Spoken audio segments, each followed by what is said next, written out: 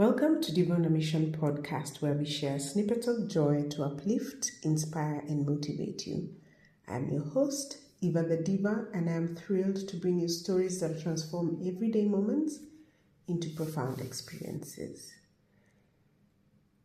As I record this podcast, it is March 10th, and I want to start by celebrating International Women's Month and wishing a happy International Women's Month to all the women and girls out there.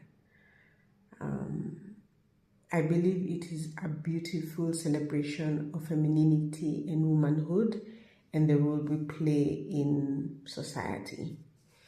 I spent my Sunday recording, I was with Kike Dance, and we were recording a beautiful performance for International Women's Day as part of the Jinga project, and it was such a beautiful celebration of womanhood and femininity, and it was very moving, very uplifting, very empowering, because it was the beautiful group of women who were dedicating this time to themselves, to celebrating themselves, and to honoring their joy.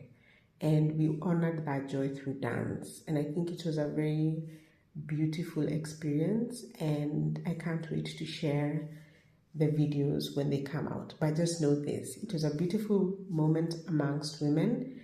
And we all left there feeling amazing and uplifted and rejuvenated.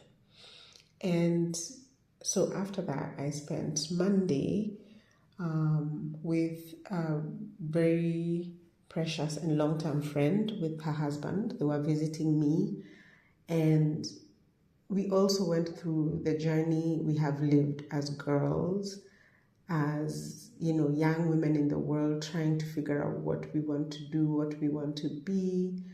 And we are now in the role of, we're learning to be caretakers for our parents in a different capacity, and it requires a lot of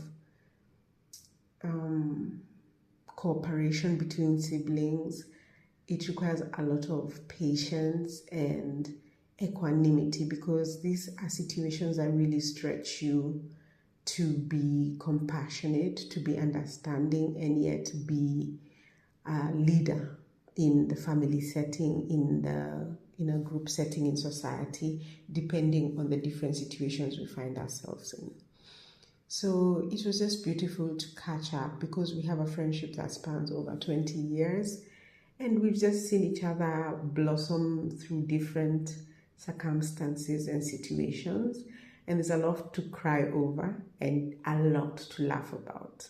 So it's left me feeling, they left earlier today, so it's left me feeling a bit, melancholy, but also very grateful for friendships that span such a long time, and the fact that we're still able to remain friends despite being geographically apart. We still have a lot of the same passions, and I think, and it is just, there's a lot to be grateful for, both as women and even as members of a society, because we're both dancers, we're both leaders in our various roles, and we are both creative in how we approach and solve different problems in life. So again, this is all just to say happy International Women's Day, and happy and informative and empowering Women's History Month, because March is Women's History Month. And so this podcast episode is about how we can make Women's History Month more meaningful from an African perspective. We must first acknowledge the root origins of this holiday, and then critically apply the core principles to the African context. So, Women's History Month originated in the US, and it holds significance through this day and age. And although sometimes it's overlooked, there is relevance for African women if we become intentionally so. So, I believe at its core, excuse my phone calls coming in.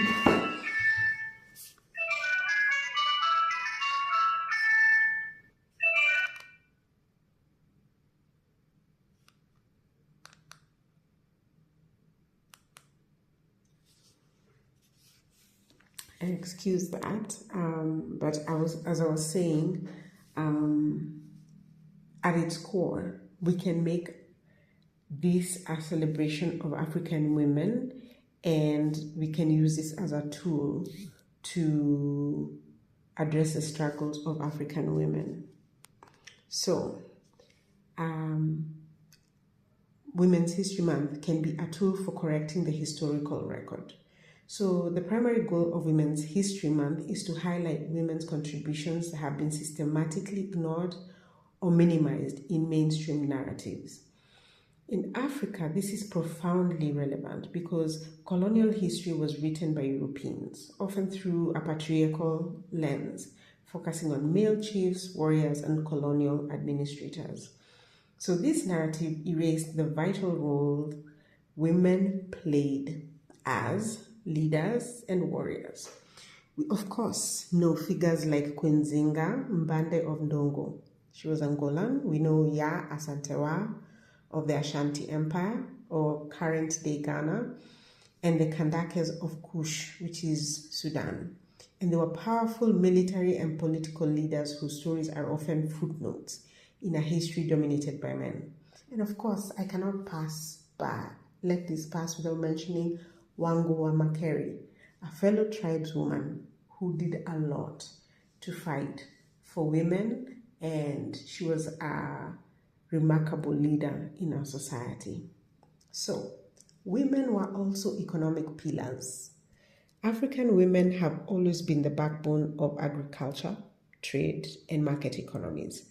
Their historical role as economic agents is foundational, yet their unpaid and informal labor was and is still undervalued.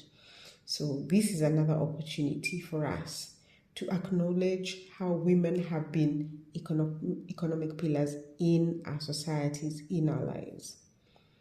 Women are also keepers of culture and resistance. Women were the primary transmitters of oral history, language, and cultural practices. They were also crucial organizers in the anti-colonial resistance movement from, depending on your country, your community, I'm sure there are many, many women who you can point to who were vital in this role. In Kenya especially, in the Mau Mau resistance, women were pivotal in keeping culture and being part of the resistance movement. So, Women's History Month provides a framework and a dedicated time to actively excavate and amplify these erased stories. It is also a platform to address contemporary realities. March, or Women's History Month, is not just about the past. It's a springboard to discuss present-day challenges. In Africa, we have many, right? And they are stark and pressing. So we can utilize Women's History Month to be a platform to address these. The unfinished business of liberation. We didn't stop fighting for liberation once we got political independence. There is a lot to unpack from colonialism, from the erasure of our culture and our freedom, and the fight for liberation still continues. We can use this to connect the historical struggle against colonial oppression to the current fight for gender equality, economic justice, and political representation. We can also highlight gender issues. It provides a global platform to spotlight issues that disproportionately affect African women, such as climate change's impact on female farmers, lack of access to education for girls, maternal health crises, gender-based violence, including child marriages and female genital mutilation, and unequal access to land and capital.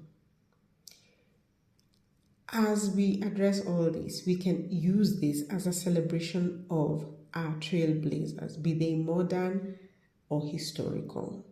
So we can use Women's History Month as a moment to celebrate the incredible achievements of contemporary African women in politics, environmental activism, literature, business, historical curation, archaeology, whatever the field, medicine, all of these different categorizations, even space travel. There are many astronauts who are women, both local and, both African and from other continents. So this is a time to celebrate women and celebrate their excellence in various fields. This is a good time to foster Pan-African solidarity. March as Women's History Month creates a global moment for women of African descent to connect. An African woman in Lagos can see her struggle reflected in the story of an African woman in Atlanta or an African woman in Dakar, Nairobi, Cape Town, wherever it may be, Luanda. We can all see similarities in our struggles, and we can use this as a pivotal moment to foster solidarity. So how do we make it more meaningful, right? I believe we can shift the focus from great women to collective power. So the Western narrative often focuses on individual, exceptional women. We can change this to a more meaningful African approach, which would also celebrate the collective and communal power of women.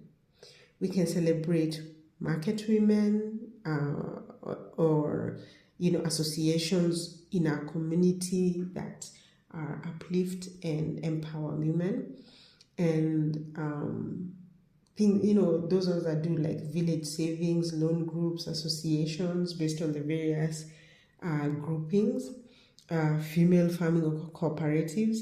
The collective action is a powerful engine for the African economy, and it must be acknowledged and celebrated.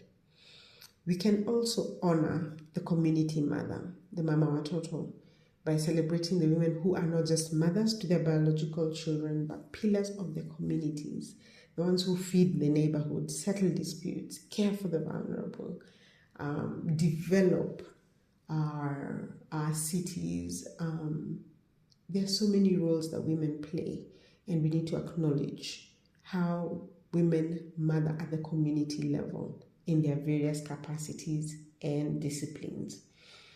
We can also recenter African feminist thoughts and frameworks. So this is a good time to study the language and theories of feminism, not the Western imports, but the ones that are local and rooted in our culture.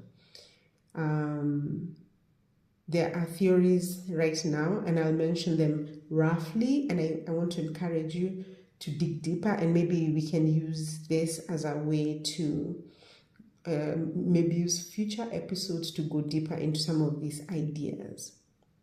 There's womanism, which prioritizes a struggle against racism and neocolonialism along sexism, and it emphasizes the importance of community, motherhood, and culture. That's womanism.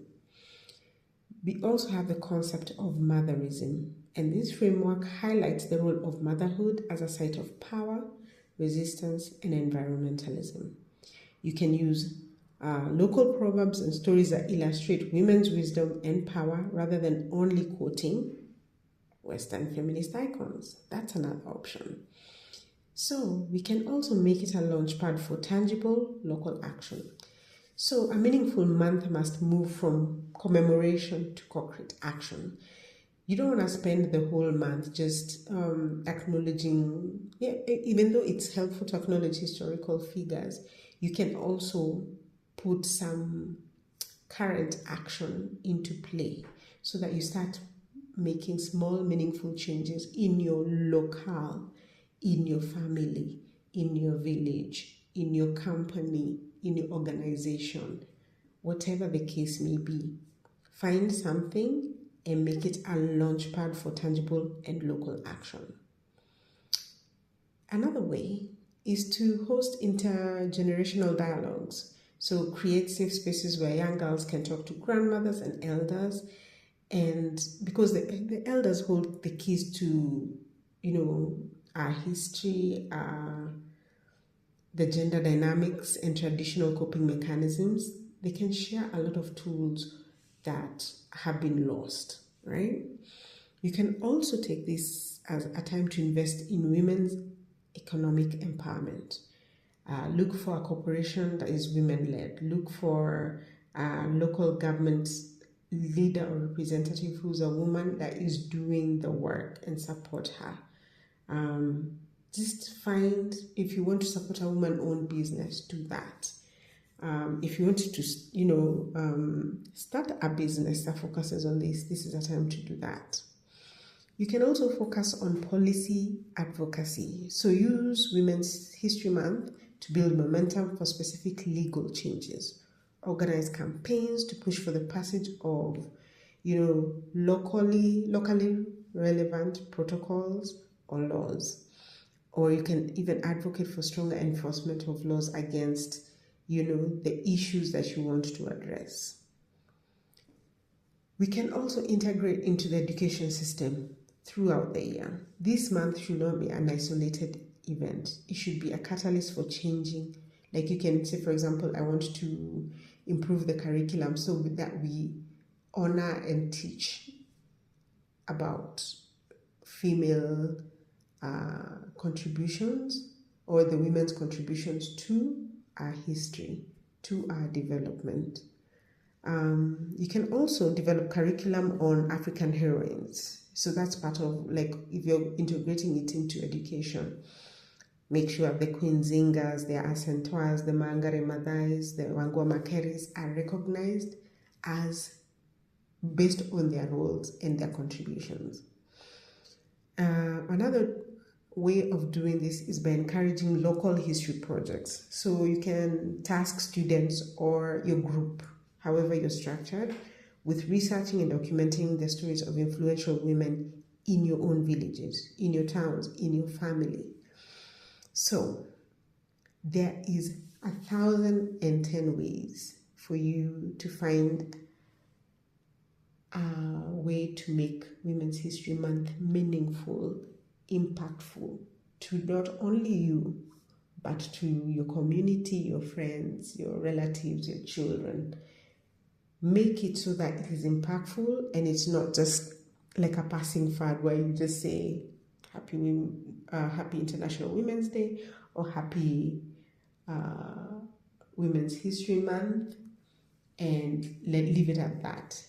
I think it would be more meaningful if we could take time to put action into some of these celebrations. So we move from commemoration to action. Again, this is Eva the Diva, for the host for Diva on a Mission podcast. If you have anything to add, please send us an email at doampodcast@gmail.com or follow us on TikTok at doampod and subscribe to our YouTube channel, Diva on a Mission podcast. I truly, truly appreciate you, and every like, share, subscription, all of it really makes a big impact on this passion project of mine. I hope you have an action-filled Women's History Month, and I hope that you are with your loved ones and that you treasure them and spend time with them, because time is very fleeting and before you know it, it'll be gone. So treasure each moment as it comes and have an impactful, action-filled Women's History Month. Again, this is Eva on a Diva. This is Eva, the Diva of Diva on a Mission podcast, and you can tell I'm tired. Until next time. Like, subscribe, share, and peace.